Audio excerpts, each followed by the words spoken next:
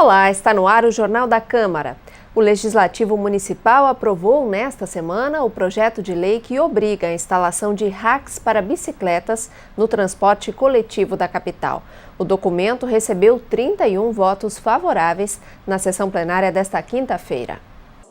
O texto é de autoria da vereadora Fernanda Melchiona e do ex-vereador e hoje deputado estadual Pedro Ruas, ambos do PSOL. Durante a discussão do projeto, a parlamentar apresentou no plenário exemplos do equipamento instalado em ônibus de cidades dos Estados Unidos, Canadá, Alemanha e Austrália. No Brasil, em municípios como São Paulo e Florianópolis, os racks estão em fase de testes. O documento determina que os racks de bicicletas sejam instalados nos ônibus da capital e foi aprovado por unanimidade com uma emenda.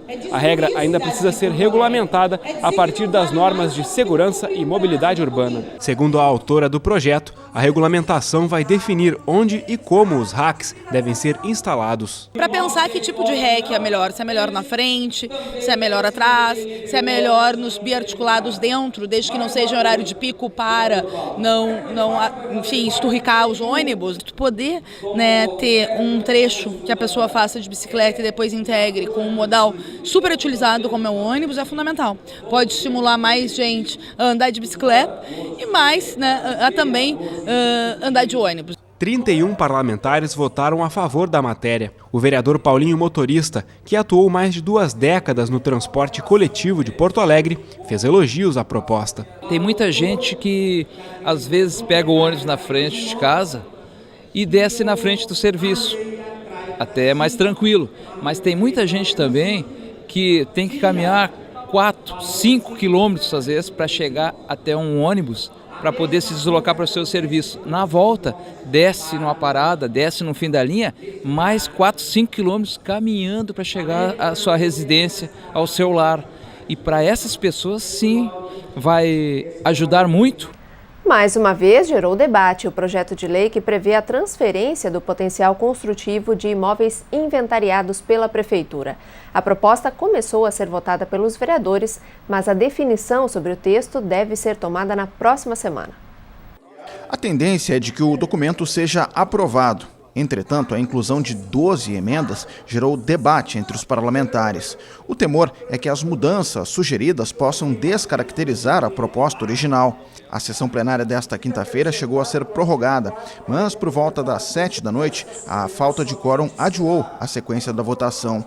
4 emendas foram apreciadas. A primeira delas, de autoria do vereador Ayrton Ferronato, determinou o prazo de 1 ano para que a Prefeitura analise e responda sobre o tombamento do imóvel. Atualmente, não existe tempo determinado para esta avaliação. Uma vez definida a possibilidade de tombamento de um imóvel, pelo interesse de preservação, o município terá 1 ano para avaliar e tomar essa decisão.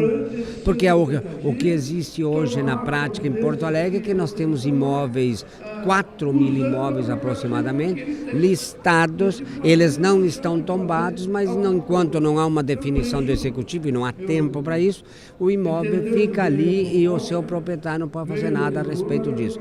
Mas parte da oposição questionou o trecho da emenda que barra a possibilidade de uma nova avaliação do imóvel caso a Prefeitura não cumpra o prazo determinado para análise.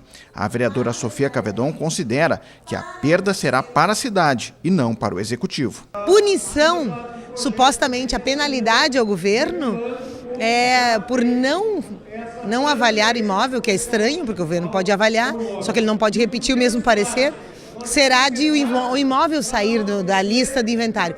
Ora, a punição essa não é para o governo, é uma punição para a cidade perde a proteção ao seu patrimônio ambiental, ao seu patrimônio cultural.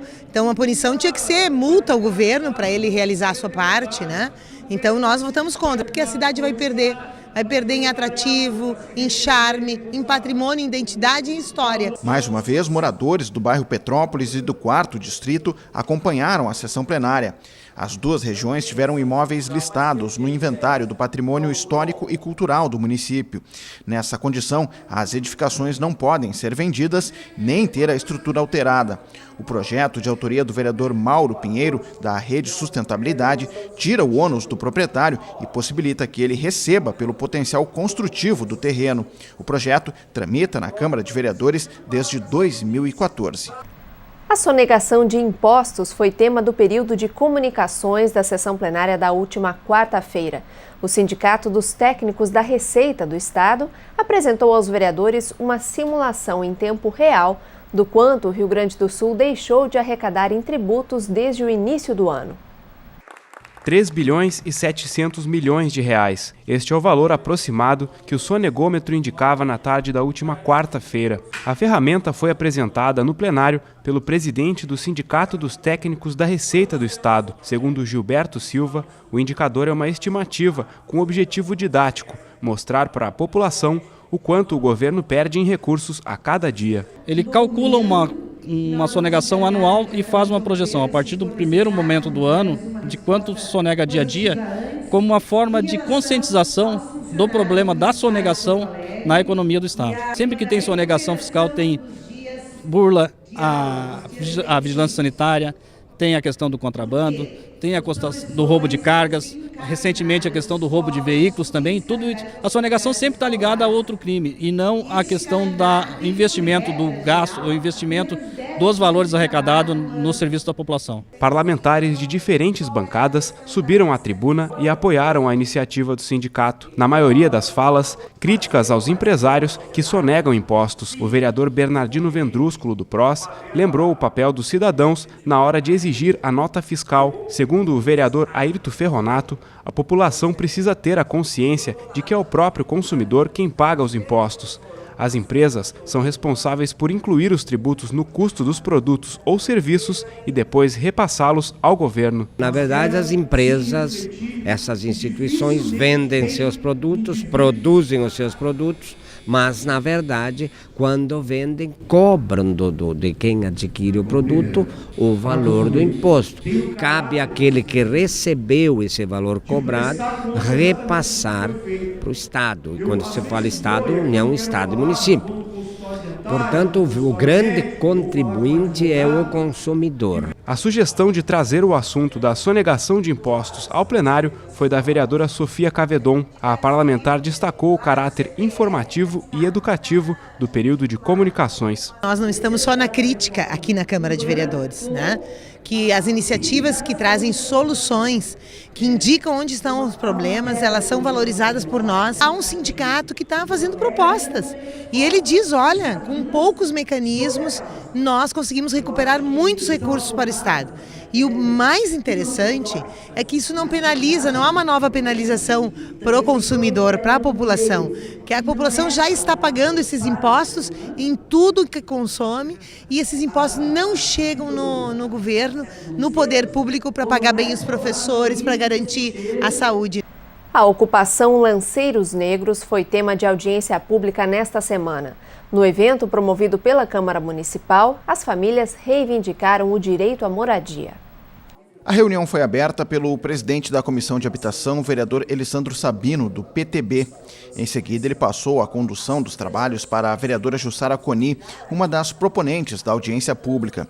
Segundo a parlamentar, a Câmara Municipal precisa acompanhar de perto a ocupação Lanceiros Negros e ajudar na busca de soluções. Que Lanceiros Negros não se torne, quem sabe, um símbolo de casas de passagem que muitas vezes nós precisamos na cidade de Porto Alegre para garantir que algumas ocupações, nos momentos em que é preciso as pessoas muitas vezes serem deslocadas, e a gente não quer que seja mais de forma abrupta, né? Nem com insegurança pública, pelo contrário, mas pode se transformar num espaço importante para os gestores municipais poderem garantir em determinados momentos, enquanto as políticas públicas estão sendo construídas, que as pessoas não fiquem sem moradia. A ocupação Lanceiros Negros começou há cerca de 8 meses. O prédio, onde hoje vivem 70 famílias, está localizado no centro histórico da capital, na esquina entre as ruas General Câmara e Andrade Neves. A estrutura estava desativada há pelo menos 10 anos. O imóvel é de propriedade do Estado, que pediu a reintegração de posse. A ação estava marcada para maio deste ano, mas na época acabou suspensa pela Justiça. Nós resistimos a um processo de reintegração de posse muito violento. Nós passamos o prédio uma noite inteira, uma madrugada inteira cercados, e nós conseguimos, através dessa disposição, barrar esse processo de reintegração de posse, Felizmente se abriu um processo de conciliação, está no Sejusc o processo, que é uma instância da justiça que visa conciliar, mas já teve 2 audiências e adivinha, o governo do estado novamente não apresentou nenhuma proposta, somente requer o prédio e foi para uma audiência de conciliação para não conciliar. Mesmo convidada, a Procuradoria-Geral do Estado não enviou representante para audiência pública.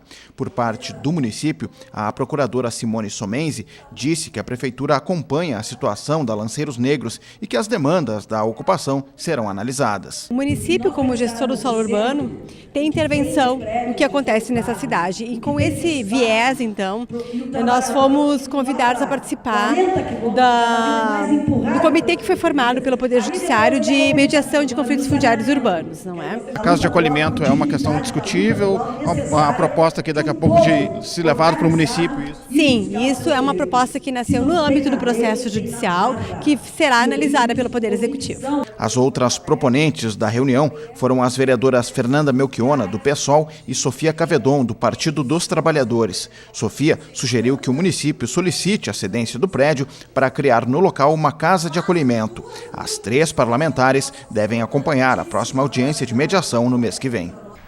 E até o dia 5 de agosto estão abertas as inscrições para a 2ª Mostra de Artes Cênicas e Música do Teatro Glênio Pérez. Os projetos selecionados vão receber apoio financeiro para a realização dos espetáculos previstos para o 2º semestre. Podem participar da seleção projetos nas áreas de dança, circo, música e teatro adulto e infantil. As inscrições são gratuitas e seguem até o dia 5 de agosto. Podem ser feitas das 9 da manhã às 5 da tarde, de segunda a sexta, no Memorial da Câmara de Porto Alegre. O edital com a documentação necessária está publicado no site da Câmara de Vereadores. Os espetáculos selecionados recebem recursos de R$ 12.000 para grupo e R$ 7.500 para artista solo. Mais informações pelo telefone 51 3220 4318. O Jornal da Câmara de hoje termina aqui. Obrigada pela audiência. A gente se encontra na próxima edição. Até lá!